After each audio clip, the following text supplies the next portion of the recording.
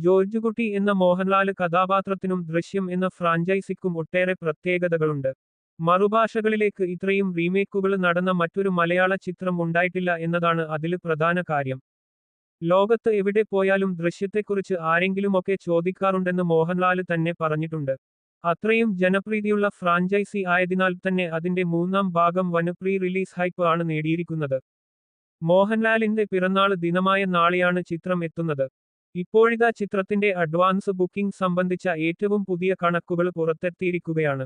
ഇത് പ്രകാരം ചിത്രം ഒരു ശ്രദ്ധേയ ബോക്സ് ഓഫീസ് റെക്കോർഡും ഇതിനകം സ്വന്തമാക്കിയിട്ടുണ്ട്.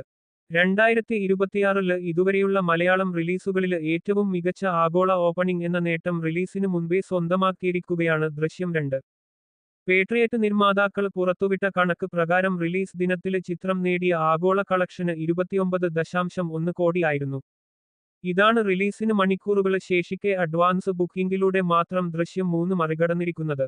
ട്രാക്കർമാരുടെ കണക്ക് പ്രകാരം രാത്രി 8 മണിയോടെ ദൃശ്യം 3 ഈ നേട്ടം കൈവരിച്ചു.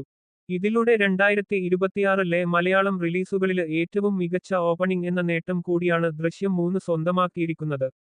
അത് മാത്രമല്ല, എക്കാലത്തെയും ഏറ്റവും വലിയ മോളിവുഡ് ഓപ്പണിംഗ് ലിസ്റ്റില് 2ാം സ്ഥാനത്തും എത്തിയിട്ടുണ്ട് നിലവില് ദൃശ്യം 3. പേട്രിയറ്റിനെ പിന്തള്ളിയതോടെയാണ് ഈ നേട്ടം. ചിത്രം ആദ്യ ദിനത്തിലേക്കുള്ള അഡ്വാൻസ് ബുക്കിംഗിലൂടെ 30 കോടിയിലേക്ക് അടുത്തുകൊണ്ടിരിക്കുകയാണ്. ആദ്യ ദിനത്തിലേക്കുള്ള ഫൈനല് പ്രീ സെയില് 31 മുതൽ 33 വരെ കോടി റേഞ്ചില് എത്തുമെന്നാണ് ട്രാക്കർമാരില് ചിലര് പറയുന്നത്.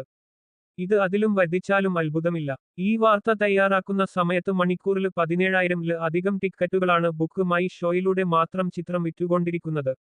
വിദേശ മാർക്കറ്റുകളില് മികച്ച സ്ക്രീന് കൗണ്ടോടെയാണ് ചിത്രം ഇന്ന് പ്രദർശനം ആരംഭിച്ചിരിക്കുകയാണ്.